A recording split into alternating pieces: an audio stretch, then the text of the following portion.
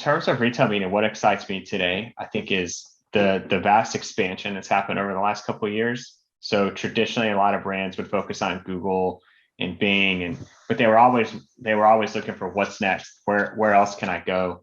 Amazon brought a way to promote their products through Amazon sponsored ads and Amazon DSP, and a lot of other retailers have started building their own capabilities as well over the last couple of years. So Walmart has Walmart Connect, Target has Roundel, Criteo has helped a lot of these retailers build sponsored product platforms. And then now we're seeing other platforms like PromoteIQ, CitrusAd, all getting in the game and helping grocery retailers, Instacart, a lot of other players get in. So it's really helping customers do their shopping online as pandemic has really accelerated. The other part is the data that's available.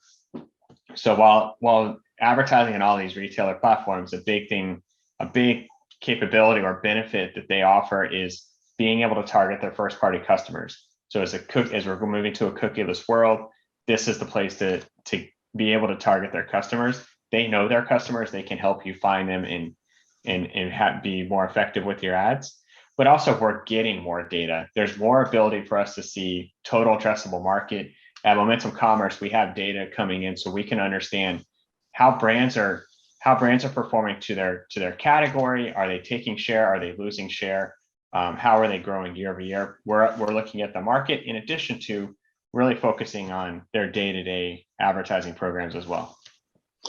So tell us about how it links to advertising programs, the role of the brand marketers and their agencies, and how that fits into this whole scenario.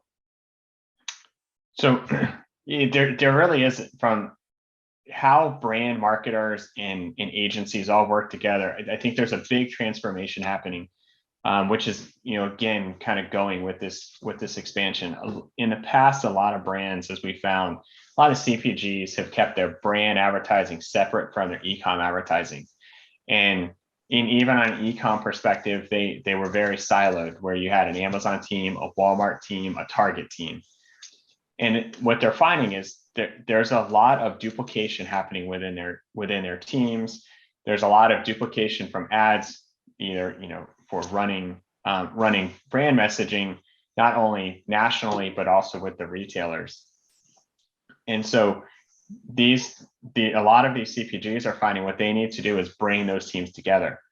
Challenges that an Amazon team are very similar to ones that are the Walmart team is having, that the Target team is having, and other retail teams are having.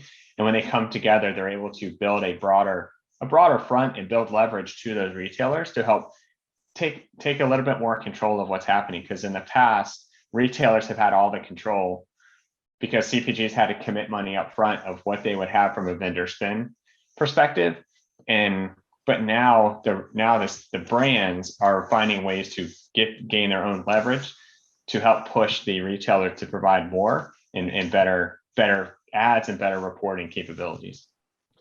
Now, Todd, we hear a lot about the media platforms getting involved as well, and YouTube's doing quite a lot. TikTok's involved, Snap, even Roku, the TV networks. What are the opportunities for the platforms and publishers to be involved with e-commerce in new ways? I think there's a lot of opportunity for the retailers to take advantage of these trends as these social platforms add marketing capabilities, shoppable capabilities. These retailers can find new channels for their brands to advertise to their customers. So they will know they can help target their own Walmart's customers on TikTok or Pinterest or any of those other platforms and bring those customers back to Walmart to help the brands promote their products.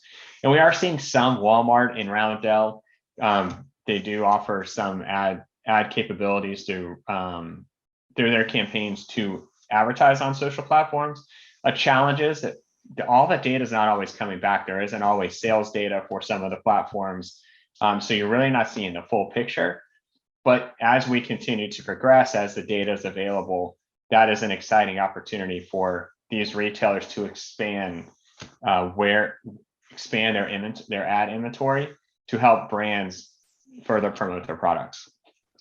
And finally, Todd, we talk a lot about, Amazon and Target and Walmart. What about the smaller retailers? What are their opportunities? What are their challenges? What do companies like Criteo do to help? Like, how do they break through or gain attention and generate sales?